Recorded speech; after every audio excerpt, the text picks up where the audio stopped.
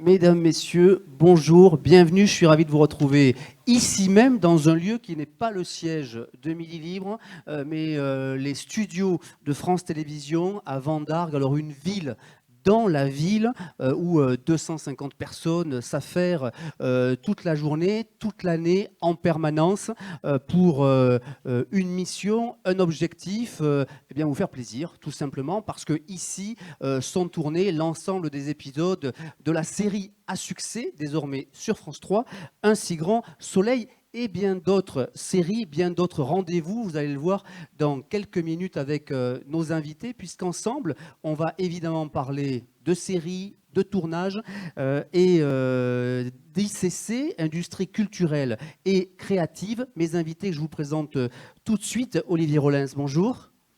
Vous êtes le producteur exécutif de la série Un si grand soleil. Alors je démarre par vous. Tout à l'heure, je vous interrogerai parce que vous êtes ici chez vous et vous nous accueillez. On est ravis de vous avoir à nos côtés pour évoquer ensemble les séries, les tournages et Un si grand soleil. À vos côtés, Émilie Clavel, bonjour. Vous êtes directrice des relations entreprises, école créative de l'ESMA. Un beau programme. On parlera évidemment avec vous de formation, de spécificité et d'emploi. À mes côtés, Afida Théodore, bonjour, directrice générale des Tontons Truqueurs. Vous nous parlerez également de votre activité d'effets spéciaux, très spécifique là encore, très reconnue avec beaucoup d'expertise. Laurent Mesguis, bonjour, directeur général de l'école Travelling. Et à vos côtés, Stéphane Grandin, bonjour, directeur fondateur de l'école Acoustique, qui fait sa première rentrée le 30 septembre prochain, dans quelques jours. Et puis, à mes côtés, ravi de retrouver, on ne se quitte plus, Vincent Coste, reporter à Midi Libre et expert des questions de séries, de cinéma, entre autres, et de politique. Mais est-ce que tout ceci va ensemble? Probablement, on en parlera tout à l'heure. D'abord avec vous, Olivier Rollins, je le disais, on est ici dans les studios de France Télévisions qui ont 7 ans maintenant. Déjà 7 ans, Déjà effectivement. 7 ans. Déjà 7 ans, du tournage tous les jours, depuis 7 ans, avec beaucoup d'activités. Vous le disiez, c'est 250 personnes pour Un si grand soleil. Mais en fait, depuis quelques années, c'est d'autres tournages qui nous ont rejoints ici. Donc c'est vraiment sur Vendargues une terre de création dans ces locaux de France Télévisions. Alors on va évidemment y revenir, mais pour celles et ceux qui vont nous suivre et regarder cette émission, je le disais tout à l'heure, c'est une ville dans la ville, parce qu'en effet, on imagine qu'il y a les comédiens devant la caméra et puis les techniciens derrière la caméra, mais plus que ça, il y a des dizaines de métiers. Oui, alors on rassemble ici sur Vendargues toutes les étapes, depuis la préparation, le tournage, la post-production. C'est-à-dire qu'un épisode d'Un si grand soleil, par exemple, est préparé, écrit à Paris, en fait, mais préparé ici, jusqu'à la finalisation, la post-production et donc la livraison de France Télévisions du support de diffusion et l'épisode qui sera diffusé chaque soir. Je le rappelais tout à l'heure, nous sommes à Vendargues. Si vous nous donniez quelques chiffres, alors pour pas vous piéger, hein, mais en termes de mètres carrés, de studios, j'ai eu l'habitude et le grand plaisir et privilège de visiter ces lieux. J'ai l'impression que ça pousse toutes les semaines, tous les mois. Vous poussez les murs. Tout à fait. Je pense qu'on est arrivé à peu près au bout pour cette première phase. Alors, on en parlera peut-être un peu tout à l'heure autour de France 2030, la grande fabrique de l'image, et de nouveaux plateaux qui vont arriver d'ici 1 an et demi. Mais aujourd'hui, en tout cas, 16 000 m² couverts. Alors, dans un premier temps, on avait construit 2 plateaux de tournage. On est à 4 maintenant, 4 plateaux de tournage. En gros, environ 4000 m² de stockage accessoires mobilier décor, donc des stocks de costumes aussi qu'on est allé voir ce matin, dans lesquels on peut assez facilement se perdre. Une menuiserie qui fait 600 m² avec un atelier peinture, une post-production qui fait à peu près 600 m² aussi, des locaux de préparation, des loges, bien évidemment. Donc là, les 16 000 m², date d'aujourd'hui, donc lundi, sont totalement utilisés. En fait, c'est-à-dire que chaque espace est utilisé par Un si grand soleil ou d'autres activités de production.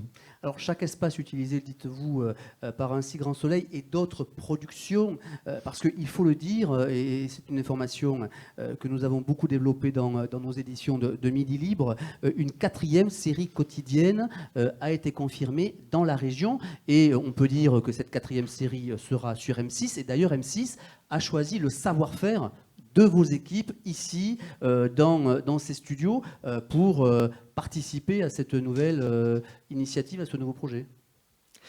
Tout à fait, tout à fait. Alors on peut dire effectivement que quand des productions qui développent des feuilletons quotidiens s'installent à peu près sur le même territoire, eh ben, elles se parlent parce qu'on sait, on est sur le même sujet, en fait, on est sur le même domaine d'expertise. Et effectivement, les échanges avec SND Fiction font que nous allons travailler ensemble dans ce lieu très prochainement. Vincent Coste, quand on a préparé cette émission, on faisait le constat qu'il y a à peu près 20 ans, la question des séries, des tournages, des industries culturelles et créatives était au niveau presque zéro, parce que ce n'était pas encore dans l'esprit à la fois des collectivités, des écoles qui n'étaient pas encore installées. Donc on voit bien qu'il y a un vrai boom en 20 ans.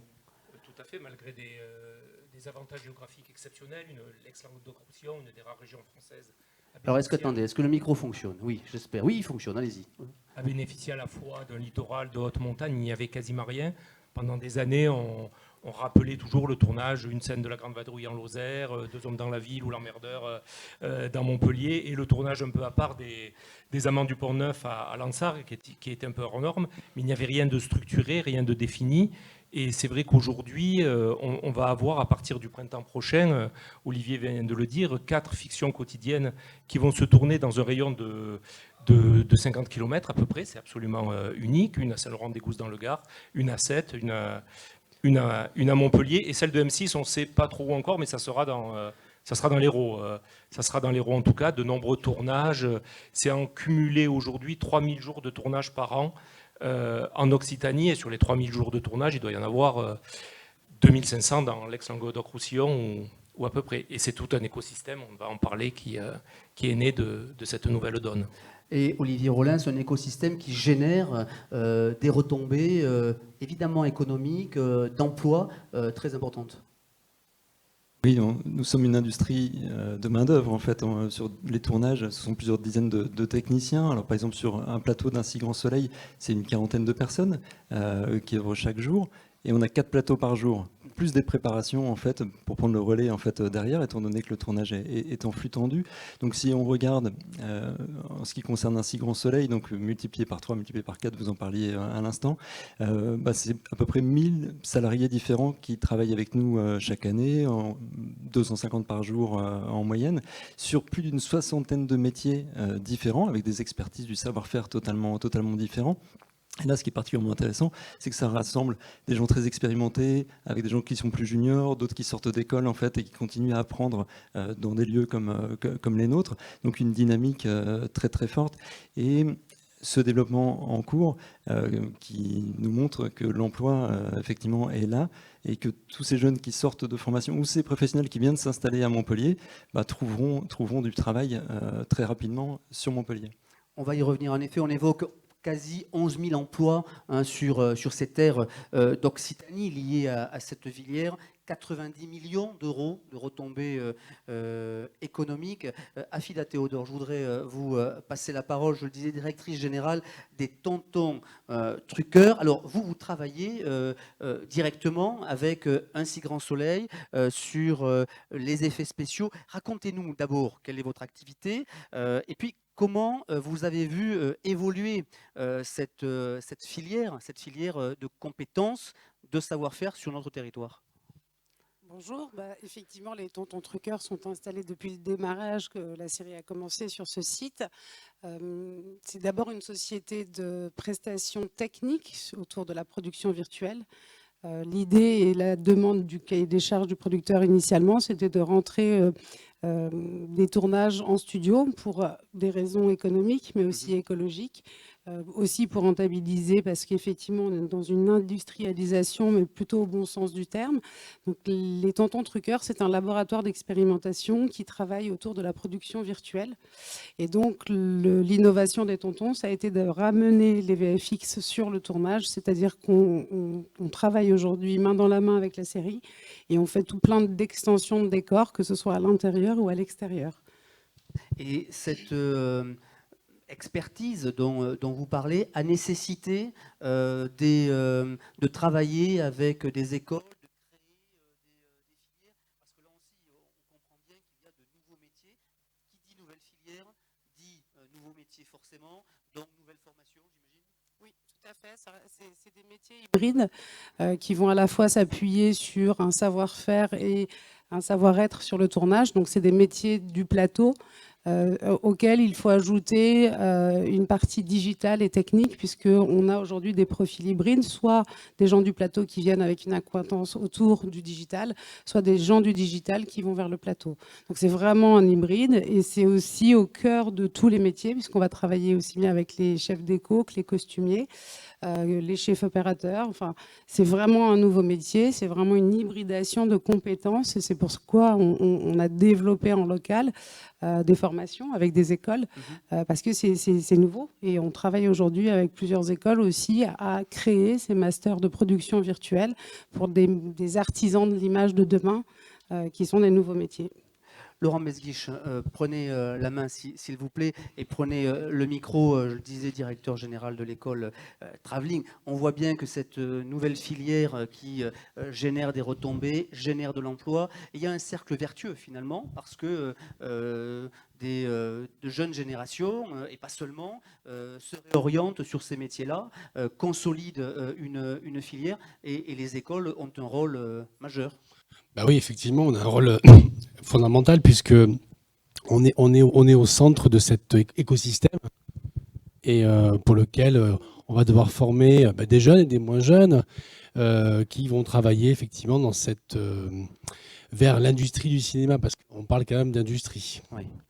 Évidemment, hein, le cinéma d'auteur, il est bien là, mais l'industrie reste fondamentale. Ça veut dire qu'on a structuré notre offre de formation afin de répondre au mieux à l'industrie. Et du coup, effectivement, on va travailler avec les quotidiennes, mais pas seulement, parce que la quotidienne est un tremplin extraordinaire pour un jeune. Hein, je le dis parce que travailler pour une quotidienne, ça vous permettre rapidement déjà de pouvoir avoir un travail, de faire des stages, etc. Et de faire un relationnel important pour pouvoir ensuite aller vous balader sur de la fiction, de l'unitaire TV, de la fiction lourde, du court-métrage, de la pub, du clip. Là, je pense qu'il faut toucher absolument à tout. Et c'est ce vivier de techniciens multicompétents qui va permettre justement de valoriser notre territoire. Donc effectivement, nous, on est un petit peu au centre de tout ça. On travaille avec d'autres écoles, hein, parce qu'il faut bosser aussi avec d'autres écoles, écoles de son, écoles d'animation, etc.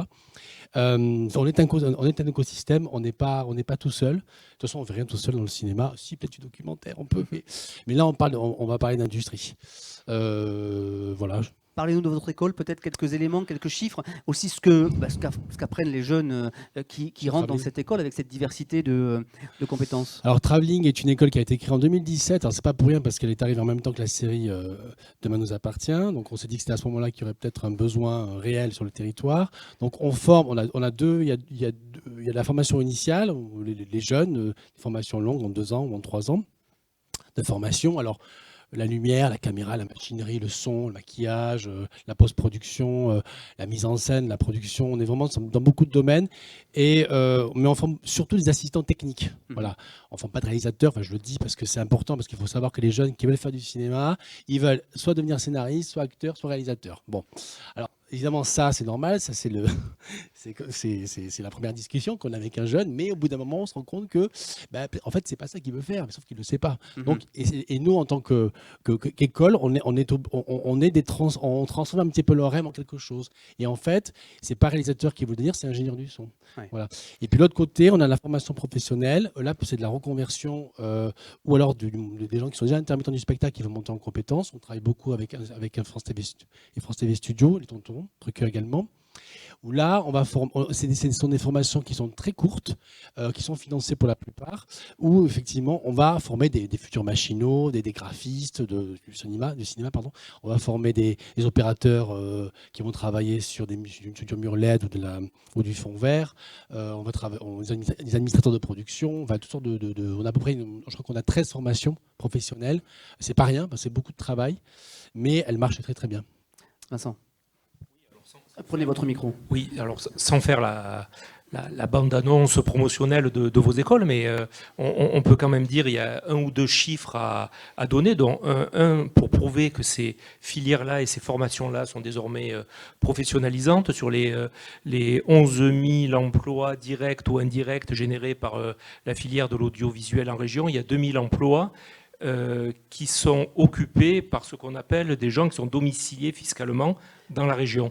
C'est-à-dire il y a 2300 personnes, et comme vous disiez, pas seulement des acteurs ou des réalisateurs, mais des monteurs, des spécialistes d'effets spéciaux qui vivent dans la région, qui ont grandi dans la région, qui sont formés dans la région et qui trouvent un emploi dans la région, ce qui n'était pas forcément évident à une époque où on disait, selon l'expression consacrée, qu'il fallait monter à Paris pour travailler dans ces métiers. C'est aussi possible aujourd'hui d'étudier ici et de trouver des débouchés professionnels ici. Laurent Masguich, allez-y. Ce sont les Parisiens qui vont venir descendre entre de belles régions, parce que c'est vrai qu'il y a du travail, puis il y a un temps qui est extraordinaire, et puis il y a une volonté politique qui est là aussi. On va en parler, bien sûr. Il ne faut pas l'oublier, et puis il y a des récompenses humaines. Voilà. Émilie Clavel, je le disais, directrice des relations entreprises à l'ESMA. Quand on parle d'ICC, d'industrie culturelle et créative, qu'est-ce qui s'y cache? Alors on l'a un peu évoqué évidemment, mais j'ai l'impression que quand on parle ESMA, on parle forcément ICC et donc savoir-faire. Alors oui, bonjour. L'ESMA, c'est le cinéma d'animation, c'est connu pour ça. Ce n'est pas que ça, mais aujourd'hui on va parler de ça. Oui.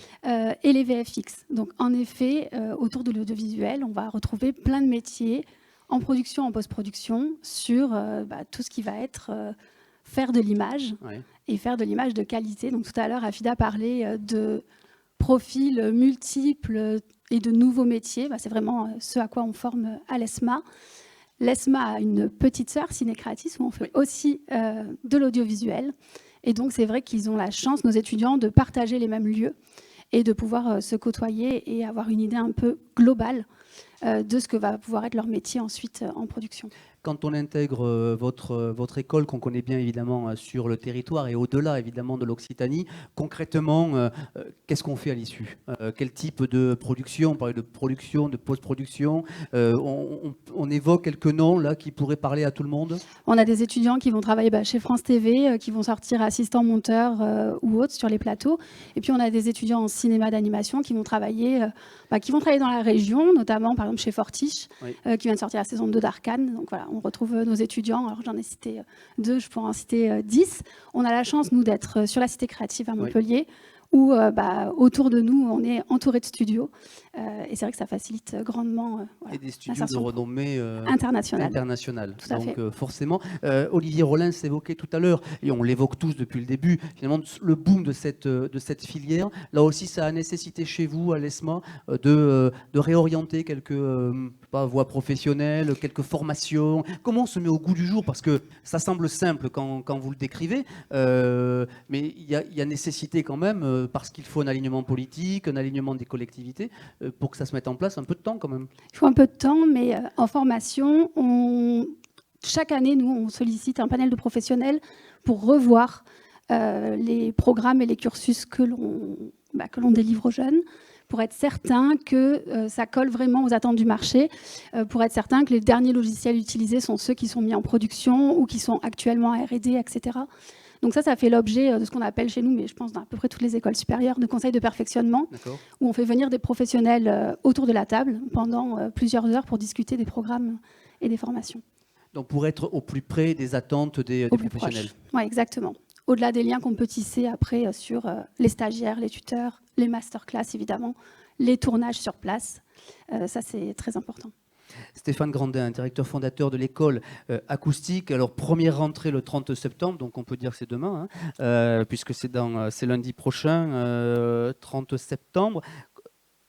Vous ouvrez une école parce qu'il y a un marché autour du son, parce qu'il y a une activité. Évidemment, ça semble aussi naturel que ce que je suis en train de vous le dire, mais il y a un pari d'ouvrir une école ici où vous dites oui, il y a le marché. Alors, il y a plusieurs choses en fait. Bonjour. Alors, moi je suis technicien son en fait depuis 30 ans, donc je travaille beaucoup dans la post-production, aussi le live, mais aussi le studio d'enregistrement. Et j'ai été intervenant dans à peu près une douzaine d'écoles en France, que ce soit sur du BTS ou des écoles privée ou peu importe. Et j'ai fait une espèce de constat assez rapide, mais tous mes collègues en son faisaient à peu près la même chose, c'est que les métiers du son sont des métiers en fait, qui sont très peu connus en fait, en vrai. Quand vous prenez des jeunes, même en BTS audiovisuel, et que vous les faites venir, pourtant c'est un BTS audiovisuel, ils lisent pas forcément le référentiel. Quand vous leur demandez qu'est-ce qu'ils veulent faire, si vous prenez 12 élèves dans une classe, il y en a 10 qui vont vous répondre producteur de rap. En fait, les métiers du son, à l'intérieur, il y a énormément de métiers. Énormément. Donc déjà, c'est un métier en fait, qu'il faut un petit peu débunker au niveau du terme. Beaucoup de gens appellent ça ingénieur du son. Un ingénieur du son, c'est pas ça. Un ingénieur du son, c'est quelqu'un qui a un bagage, qui a un bac plus 5, plus 7. Nous, on forme des techniciens son, ce qui n'est pas un gros mot en fait, puisque c'est ce que je suis et tout va bien. Non, en fait, ce que je veux dire par là, c'est que en fait, ce qu'il faut, c'est prendre des jeunes et leur expliquer que dans ce métier-là, il y a plusieurs possibilités en fait de pouvoir s'épanouir. En gros, quand on travaille dans les métiers de ces métiers-là, en fait, on va avoir une espèce de fantasme. C'est surtout les gamins, quand ils arrivent, ils ont 20 ans, c'est un petit peu normal. Et ne serait-ce que déjà les métiers du cinéma, il y a à peu près une dizaine de métiers différents en fait dans les métiers du cinéma en son. Ils les connaissent absolument pas. Il y a autre chose, c'est que quand on va aller les former dans ces métiers-là, il ne faut pas oublier en fait que c'est un métier de service. Les métiers de technicien. On est au service d'une production, que ce soit dans la musique, que ce soit dans le jeu vidéo, que ce soit dans n'importe quel métier dans lequel on va travailler, on est au service d'eux. Et ça, c'est quelque chose en fait, qui est très important de passer. Donc il y a vraiment une histoire de passation en fait, de savoir, qui est de faire comprendre à des futurs étudiants qu'en fait, ils sont au service d'une production. J'entends par là, en fait, et ça paraît très bizarre quand on parle de son, parce que c'est pas la chose, par exemple, en cinéma, qu'on va comprendre. Les gens ont une culture qui est une culture de l'image. La culture de son, ils ne l'ont pas. C'est quelque chose qui est assez dramatique, parce qu'en fait, quand on se rend compte qu'on parle avec des gamins en fait, de son, eux, à part la musique, ça va pas plus loin. Sauf que si on parle de cinéma, le son, en fait, si moi je dois en parler, si j'ai un caméraman en face de moi, il n'y a pas de d'accord, mais c'est 60% de l'expérience. En vrai, vous pouvez prendre n'importe quelle image, vous pouvez lui donner, d'un point de vue dramaturgique, n'importe quelle direction. Et ça, c'est le son qu'il fait. Donc ça veut dire qu'il y a aussi une histoire d'écriture en son. Et souvent, ça, c'est mis de côté. C'est-à-dire que quand on parle même d'écriture de réalisation, que ce soit dans les jeux vidéo, que ce soit dans les films d'animation, et que ce soit dans le cinéma, souvent, la portion de ce que peut apporter le son dans ces médias-là est un petit peu mis trop souvent de côté. Non pas par manque d'expérience, mais par manque de temps aussi dans tout ce qui doit être enseigné. Donc nous, on est parti en fait de ce constat-là en disant, on va faire une école où on va travailler qu'autour du métier du son. Voilà. Donc il y a aussi un autre travail. Et on sera donc une référence en Occitanie, puisque il y en a, on a un environnement ici, un écosystème qui regroupe l'ensemble de ces métiers. Oui, c'est primordial d'être venu dans cette région-là. Moi, je suis de Toulouse, hein. Moi j'arrive à peine ici. Donc, vous avez le droit aussi, mais c'est bien d'être à Montpellier. Hein. Team chocolatine, désolé. Non, c'est vraiment important de venir dans cette région. Il n'y a pas que le climat, mais il y a aussi en fait tout l'écosystème qu'il y a autour, qui est important aussi pour les étudiants. Moi je voyais à Toulouse, j'ai enseigné dans plusieurs écoles à Toulouse, où justement il y a des prods, hein, mais c'est pas le nombre de prods qu'il y a dans la région. Donc pour les stages, l'expérience, etc., c'est super important d'avoir une école en fait qui soit cohérente aussi avec le marché du travail, tout simplement, quoi.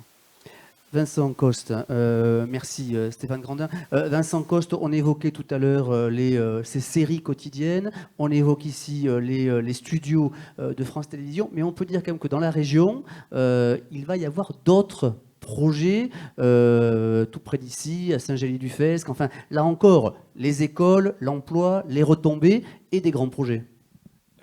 Oui, on va bientôt publier dans les colonnes de Midi Libre une page sur les projets en cours. Ces dernières semaines, il y a des films de cinéma. À Castillon-du-Gard, un film vient de se tourner avec Ramzy, par exemple, dans un lieu unique, dans une superbe villa. À Perpignan, Disney+ vient d'achever le tournage d'une série sur les disparus de la gare de Perpignan. Ils ont entièrement tourné ça sur place à Perpignan. Il y a une grosse série Canal qui va bientôt être diffusée, qui se passe entièrement à Singapour. Ils ont tourné, je crois, 4 semaines à Montpellier en trouvant des décors qui pouvaient ressembler à certains coins ou certains lieux de Singapour, ce qui arrive souvent. Il y a un film comme Le Poulain, une comédie politique de Mathieu Sapin, qui avait été entièrement tournée à Montpellier et qui ne se passait absolument pas à Montpellier. Elle se passait partout sauf à Montpellier, mais elle était entièrement tournée à Montpellier parce que la région attire pour ses décors, pour ses qualités effectivement, les équipes techniques, et la météo compte quand même.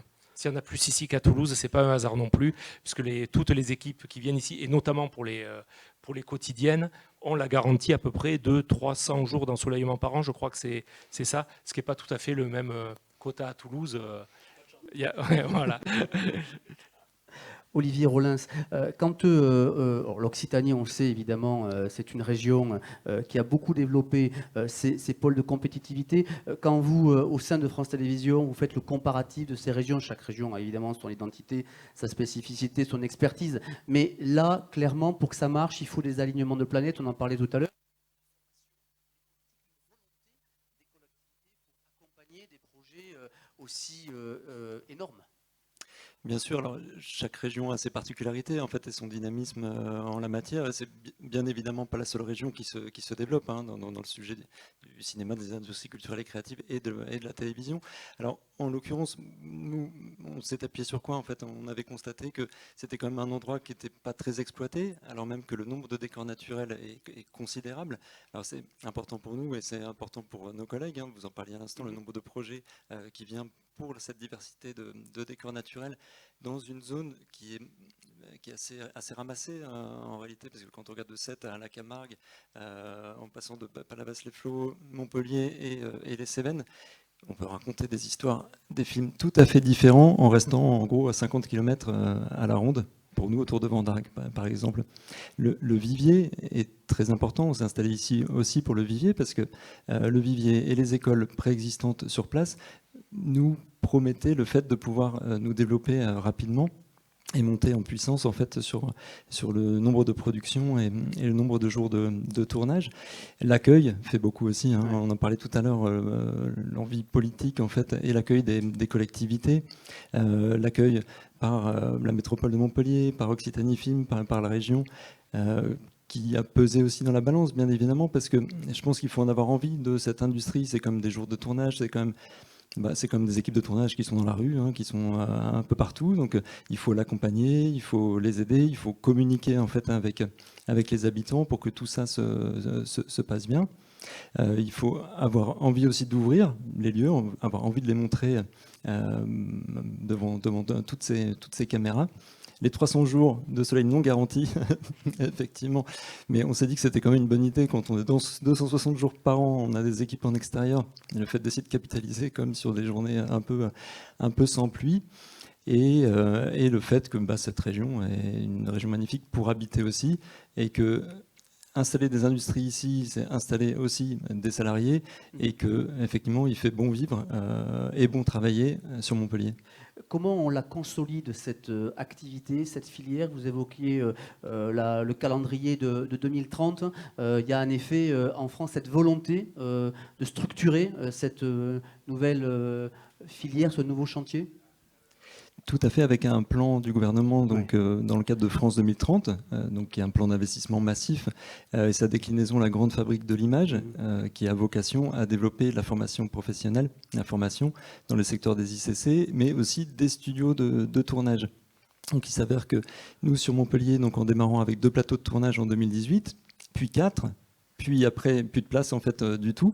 On a déposé un dossier dans le cadre de la grande fabrique de l'image, avec l'envie, l'ambition de développer plus de plateaux de tournage pour des projets de France Télévisions ou des projets externes, mais en s'appuyant sur la compétence rassemblée ici depuis 2018. Alors, compétences autour des plateaux de tournage, compétences décor virtuel, production virtuelle, cette partie innovation, elle est prégnante chez nous, elle est hyper importante. Il faut qu'on puisse faire des films ici avec les technologies les plus intéressantes pour les créateurs, avec nos valeurs aussi, nos valeurs d'inclusion, nos valeurs de diversité, mais nos valeurs aussi autour de l'environnement, comment diminuer l'impact des tournages sur l'environnement. C'est ce qu'on travaille aussi dans nos locaux avec nos salariés en fait, et avec plein de petites actions qu'on met en place depuis 2018. Et donc ce projet Grande Fabrique de l'Image France 2030 a été retenu, a été labellisé, ce qui permettra d'ici 1 an et demi d'avoir 4 plateaux supplémentaires sur Vendargue pour des tournages, des murs LED, des fonds verts et tout ce qui fait nos journées de tournage. Afida Théodore, est-ce que ça veut dire que dans l'activité que vous incarnez, on peut concurrencer les plus grands ailleurs, je sais pas, en Europe, aux États-Unis? Comment on se place, notre région, quand on se compare toujours avec d'autres pays, peut-être, qui étaient plus avancés sur ce sujet? Est-ce qu'aujourd'hui, à quel niveau on est? Je pense que la vision qui a été impulsée par le fondateur, c'est-à-dire Christian Guillon, en 2018 avec les Tontons, aujourd'hui l'expérience lui donne raison. Ça veut dire que les Tontons, on travaille sur de l'innovation parce que sur beaucoup de technologies qui évoluent beaucoup. Donc il faut rester en veille. C'est quelque chose qui est très dynamique. Et le pari a été pris aussi de ne pas partir sur comment dirais-je, des installations faramineuses et trop surdimensionnées. Malheureusement, dans la production virtuelle aujourd'hui, on a plein de copains qui ont des murs LED qui ferment. Parce qu'au départ, ils ont misé que sur le mur LED et ils ont misé sur des très grosses infrastructures. Ce n'est pas tout à fait le positionnement des Tontons. On n'a pas mis à la poubelle les fonds verts et on a dit en fait la production virtuelle, c'est pas que le LED, c'est aussi le fond vert. Et aujourd'hui, ce qui nous donne un temps d'avance et pourquoi aujourd'hui on parle avec toutes les grandes écoles, c'est l'expérience. 6 ans d'expérience. Aujourd'hui, les workflows sont complètement intégrés, du tournage jusqu'à la livraison. On a commencé modestement avec des pelures en 2D, puis on a fait de la 3D, puis on a fait des décors avec des petites ouvertures. Aujourd'hui, on est à 180 degrés de fond vert. On travaille, puisqu'on est sur de l'innovation, à 2 mains, faire du tracking en extérieur. Vous avez vu tout à l'heure les petites pastilles qu'on a dans nos plafonds. L'idée aujourd'hui, c'est de travailler à se libérer de ce plafond et sortir et pouvoir faire du tracking. Donc c'est quelque chose qui innove tout le temps et le train d'avance des Tontons, c'est ça la valeur ajoutée et c'est ça l'emprise qu'elle a aujourd'hui. Et c'est pourquoi le rayonnement régional, il est réel, mais il ne rayonne pas que là. En fait, on a des touches à Singapour. En fait, il y a des gens qui nous appellent de Singapour qui sont venus. On a reçu une délégation cet été parce qu'ils nous ont trouvés sur les réseaux sociaux et ils nous ont dit nous, on a des fonds verts, mais on ne sait pas faire. Alors, on aimerait bien devenir les Tontons asiatiques. Et on leur a dit, nous, on ne va pas y aller tout de suite. Donc, si vous voulez, venez. Et puis, on va essayer de travailler ensemble. Et il y a aussi quelque chose qui est important, c'est le rayonnement qu'on a aussi avec les fabricants et les grosses industries. Ouais. Aujourd'hui, on a des partenariats qui sont possibles. Parce que, encore une fois, on a un laboratoire d'expérimentation, on y est tous les jours, on développe, on descend en plateau, il faut que ça marche. Donc aujourd'hui, les industriels, ils sont intéressés aussi qu'on leur remonte les cas d'usage et qu'on leur remonte nos besoins. Donc on va travailler avec des grosses marques, Sony, Zeiss, Splin, Moses, Vicon. C'est vraiment des grosses marques qui ont des envergures internationales. Pour autant, les Tontons, ils comptent. Comment vous intégrez l'intelligence artificielle dans tout cela? Et est-ce qu'en tout cas, ça sera, j'imagine, dans les prochains mois, années, un élément majeur qui aussi générera ce qu'on est en train d'évoquer, nouvelles formations, emplois? Vous pensez à ça déjà? Quand on parle d'intelligence artificielle, ça peut être tout à fait clivant tout de suite. On est d'accord. Oui. Il y a les personnes qui sont un peu frileuses et qui ne veulent pas y aller. Pour nous, ce serait... contre naturel, il faut y aller. Après, c'est comment on approprie ces nouvelles technologies.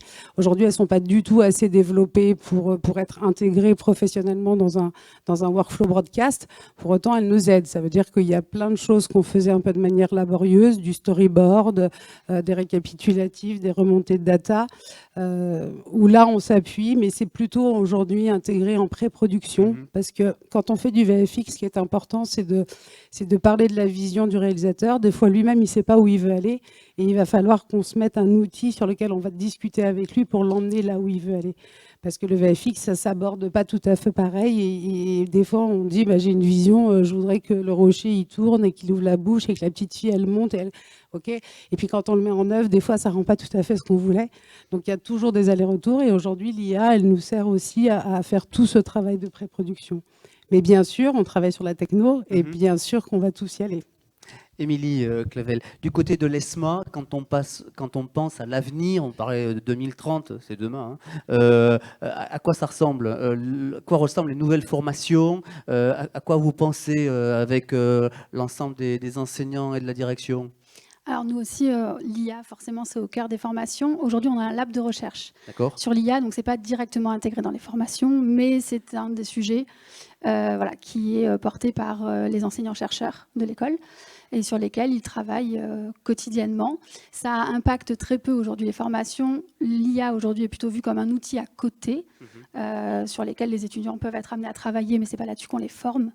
Donc voilà, pour l'instant, ça infuse doucement dans les formations. Et en termes de métier, est-ce que vous réfléchissez déjà ou vous pensez déjà à des métiers du futur, voilà, qu'on n'a absolument pas évoqué pendant cette table ronde? Vous dites, tiens là, on amorce quelque chose Alors, métier du futur en tant que tel, non. Par contre, technologie qui merge sur des moteurs temps réel, Unreal Engine par exemple, qui arrive côté cinéma, VFX et autres, ça c'est des choses qui sont impulsées dans les métiers, donc qui vont changer les pratiques. Mais métier du futur, à proprement parler, non, j'ai pas un nouveau nom de métier à vous donner aujourd'hui. Bon, Laurent Mesguich, il n'y en a pas de métier du futur là auquel vous pensez déjà? Alors, c'est une excellente question parce que lorsqu'on a répondu à l'appel à projet de la Grande Fabrique de l'Image, forcément, on s'est posé cette question-là. J'imagine. Et on a repris en fait tout l'historique des les métiers du futur, d'accord, mais d'abord parlons des métiers du présent. Parce que on s'est rendu compte qu'en fait, il y avait des métiers pour lesquels il n'y avait pas de formation. C'est fou, hein, le cinéma. Je prends l'exemple souvent parce que j'aime bien prendre cet exemple-là. Le métier de machiniste de plateau, bon, il n'y avait pas de formation. On devenait machinot de père en fils, quoi. On s'échangeait la bijoute, le papa avait la bijoute, et puis il transmettait ça à son enfant qui devenait machiniste à son tour.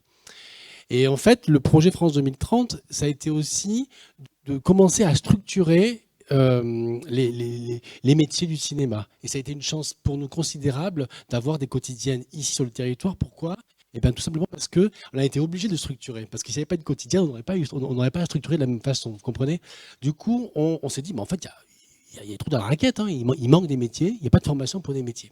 Exemple, il y a des formations pour lesquelles je crois qu'on est les seuls en France à faire ce type de machinaux. Bon, je crois que TSF en fait aussi aujourd'hui. Et machinaux, on a été les premiers à structurer une formation pour ce métier-là. Accessoiristes de plateau, c'est pareil, je pense qu'on est les seuls à le faire. Donc on s'est dit, bon, ok, d'accord, on parle du futur, mais d'abord on va structurer ce qui se fait aujourd'hui. D'abord on va commencer par ce qui ne se fait pas. Et ensuite, on s'est dit, à partir de là, on va essayer de commencer à réfléchir à ce que disait Afida, à l'hybridation des métiers. C'est-à-dire essayer d'introduire à la fois la production virtuelle et la production réelle. Et ça, c'est un enjeu considérable, parce que c'est effectivement les tournages que l'on va rencontrer à l'avenir ce seront des tournages qui seront hybrides. Voilà. Donc il va falloir former les jeunes et les moins jeunes à travailler avec du LED, avec du fond vert, et essayer de comprendre qu'il y a les deux technologies. Parce que ça, c'est pas rentré dans les mœurs encore, puisque la majorité quand même des techniciens que moi je connais, ils viennent du tournage traditionnel. Hein. Et donc il va falloir impulser comme ça cette hybridation. Et ça, c'est un enjeu pour le futur qui est considérable. Quand on compare avec, en tout cas quand on regarde ce qui se passe, on observe ce qui se passe ailleurs, à l'étranger, est-ce que nous, la France, sans parler là pour autant de l'Occitanie, on est en avance dans cette activité? Est-ce qu'on a des coups à jouer, si je vous passe l'expression? Où est-ce qu'on se place? Je pense que justement l'idée de Macron de lancer la Grande Fabrique de l'Image, c'est justement pour qu'on rattrape un petit peu ce petit retard qu'on avait en Europe. Et alors nous, on est contents parce que c'est vrai que Travelling est lauréat aussi de la Grande Fabrique, donc c'est vraiment super. Justement pour essayer de se mettre un peu au niveau de ce qui se fait en Europe. Et ça peut aller très vite, du coup. Vincent, une question peut-être, ou une observation? Prenez un micro. Oui, sur la Grande Fabrique. On en parlait de la technique, vous voyez, donc voilà, allez-y. C'est ça. Nous, on démarre au micro. Alors, donc, sur la Grande Fabrique de l'Image, c'était un appel à projet qui a été lancé, puisqu'on en parle beaucoup, qui avait été lancé par le ministère de la Culture quand Rima Abdul-Malak était la ministre de la Culture. Il y a eu des dizaines et des dizaines, peut-être des centaines de projets qui ont candidaté. Il y en a 68 qui ont été retenus. Et sur les 68, il y en a 11 qui sont allés à des projets, qui ont bénéficié à des projets en Occitanie. Donc il y a eu les studios du Pic Saint-Loup qui ouvriront en fin 2025. Il y a eu l'agrandissement des studios de Vendargue. Et les 9 autres projets retenus, ce sont des écoles. Uniquement des écoles. Donc, ce qui veut dire que pour la formation à tous les métiers, ce que vous dites tous les uns et les autres, c'est une avancée réelle et concrète sur ce territoire. Stéphane Grandin, sur les métiers alors, du présent et du futur, si on y ajoute quelques pincées d'IA, quelques pincées de traditionnel, ça donne quoi le son? Alors l'IA, dans le son, elle existe déjà depuis un petit moment, en fait, où on s'en sert beaucoup en post-production à plein de niveaux. Ensuite, il y a plein de choses en fait à développer au niveau du son. Bon, c'est comme tous les autres métiers, de toute manière, il faut avoir une veille technologique qui est constante, surtout dans l'enseignement. Là, je pense à tout ce qui va arriver. Alors pour le cinéma, c'est pas quelque chose de très nouveau, mais on parle du Dolby Atmos, mais le Dolby Atmos, c'est vraiment une technologie en fait qui prend de la place aussi dans les autres arts audio, c'est-à-dire je parle de la musique, des choses comme ça, qui sont des nouveaux en fait formats qui d'ici 4-5 ans seront obligatoires. Donc là, pareil, il faut former les jeunes à utiliser ces formats-là. Mais il y a autre chose qui est très important aussi, c'est tout à l'heure je vous parlais d'écriture narrative au niveau du son, mais on oublie aussi souvent de citer en fait, à l'heure actuelle, il y a quand même quelque chose qui est en pleine expansion, c'est tout ce qui est le monde de la VR. La VR fait partie aussi des évolutions. Donc on travaille avec une entreprise qui s'appelle Audio Kinetics, qui est Vize en fait, qui eux, de base, c'est leur logiciel, c'est de faire du son dans les jeux vidéo. C'est exactement pareil que le moteur 3D en vidéo, en image, on va dire, mais pour le son. Et Vize est en train de travailler à des systèmes en fait pour faire de la narration VR, en fait, que ce soit pour le son et autres. Donc ça aussi, c'est des médias sur lesquels on est. Et après, tout ce qui est évolution, il y a plein de choses qui sont en train de changer. Par exemple, sur la diffusion, il y a des technologies comme le WFS qui sont en train d'arriver, qui sont des technologies qui sont assez incroyables au niveau sonore, qui permet par exemple dans une salle de concert de pouvoir se retrouver au centre du droite-gauche, n'importe où dans la salle de concert. Il y a plein de choses comme ça qui arrivent. Le concert aussi en immersif, en Dolby Atmos. Il ne faut pas oublier, vous parlez de technologie, il ne faut pas oublier qu'en France, on a une des écoles qui est la plus enviée au monde, qui s'appelle l'IRCAM, qui est une école en fait, qui fait une école de recherche au niveau du son, de manière générale. Donc ils ne font pas des techniciens live, techniciens de post-prod. Eux, c'est plutôt les inventeurs de tout ce qui va être les logiciels qu'on va utiliser derrière. Donc il faut savoir par exemple que sur Pro Tools, qui est le logiciel qui est utilisé en post-production, il y a une intelligence artificielle qui va arriver dans pas longtemps, qui s'appelle Ada, en fait, qui va nous permettre de gagner beaucoup de temps. Nous, en post-production, par exemple, quand on met en place... Je fais beaucoup de dialogue editing, moi, sur du cinéma. Je travaille pour Netflix, des choses comme ça. C'est la première sous-couche, hein, vraiment. C'est-à-dire que je suis le larve hein, dans les grosses prods. Mais grosso modo, c'est moi qui commence à faire la session, en fait, pour les gros mixeurs, après qu'il va y avoir derrière.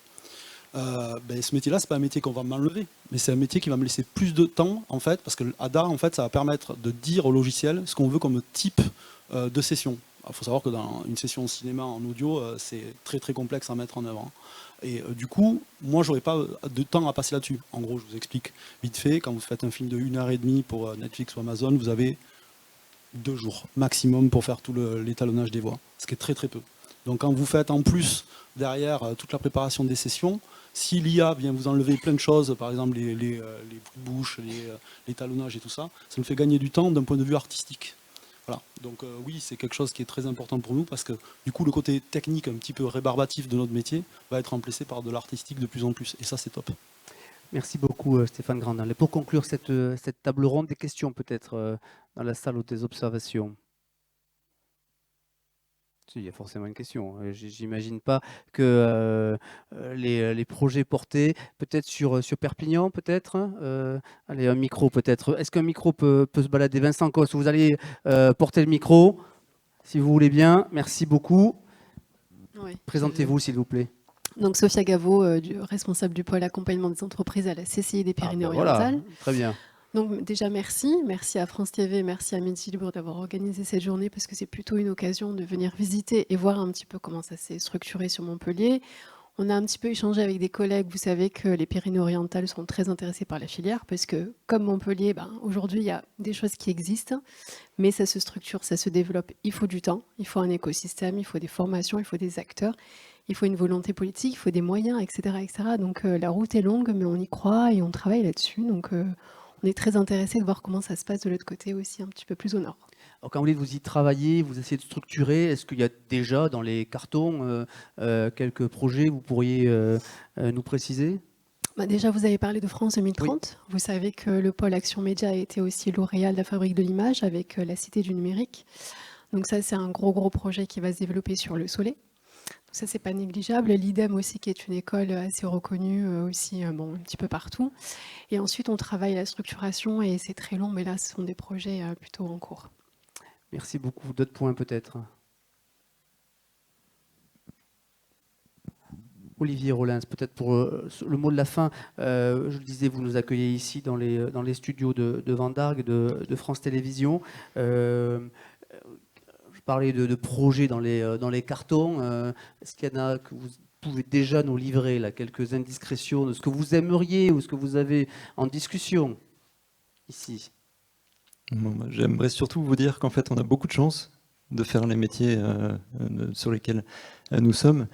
Pourquoi? Parce que notre métier, c'est de raconter des histoires, en fait. Et c'est vraiment ça qui est magique. Hein. Moi, en tant que producteur exécutif, on parlait un peu d'intelligence artificielle tout à l'heure. Donc peut-être que ça m'aidera à brasser des tableaux de chiffres, en fait, effectivement, qui font partie de mon quotidien.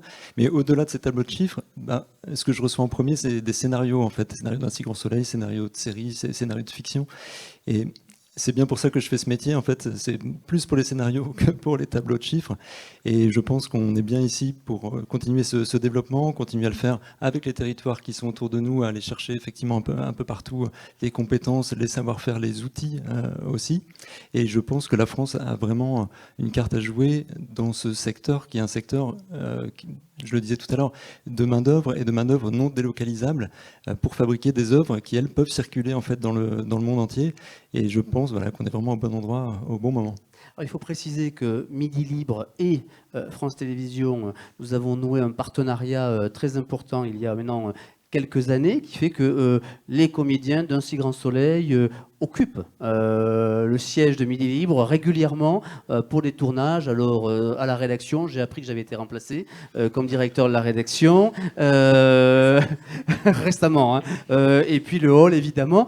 Bref, c'est aussi ça, hein, être dans les territoires, être là où se joue l'actualité, les institutions comme Midi Libre. Bien sûr, parce qu'une quotidienne comme Un si grand soleil raconte la vraie vie à Montpellier, en fait. Donc, pour nous, c'est vraiment super d'avoir Midi Libre qui apparaît en tant que Midi Libre, en fait, hein, donc, qui est un des acteurs, en fait, finalement, de cette réalité un peu virtuelle avec des personnes inventées, effectivement. Et donc, c'est pas du tout la réalité. Mais, et avec des partenaires comme vous, qui nous permettaient aussi de créer, d'inventer des histoires, parce que effectivement, vous auriez pu vous dire mais qu'est-ce que c'est? En fait, on est en train de me remplacer dans ma fonction à Midi Libre. Mais c'est ça, en fait, on raconte des histoires. L'idée, c'est de pouvoir laisser l'imaginaire dépasser la réalité. Alors, des histoires est un point qui est important. On parlait tout à l'heure de la présence des équipes sur les territoires, la présence des comédiens. Et vous le disiez tout à l'heure, Stéphane, beaucoup de ces équipes-là se sont installées à Montpellier, dans le département. C'est le cas de nombreux des comédiens, nombre de comédiens d'Un si grand soleil. Oui, c'est le cas pour toutes les équipes, parce que notre ambition, c'était de s'installer à Montpellier, mais pour travailler en local ou en tout cas en régional. C'est-à-dire se dire que ce sont des films, ce sont des projets sur lesquels les comédiens, les techniciens au sens large, le soir, ils peuvent rentrer chez eux. Et je pense que dans une vie professionnelle qui peut être un peu longue, le fait de pouvoir rentrer chez soi le soir, c'est quand même important aussi. Merci beaucoup Olivier Rollins, merci beaucoup à nos invités pour ce Lab série spécial organisé ici dans les studios de Vendargue par Midi Libre. Évidemment, vous aurez à cœur de suivre, bien sûr, Un si grand soleil, l'ensemble des séries, et puis suivre l'activité aussi des ICC, des tournages des séries sur midilibre.fr et dans Midi Libre au cours des prochaines semaines. Merci à toutes et à tous.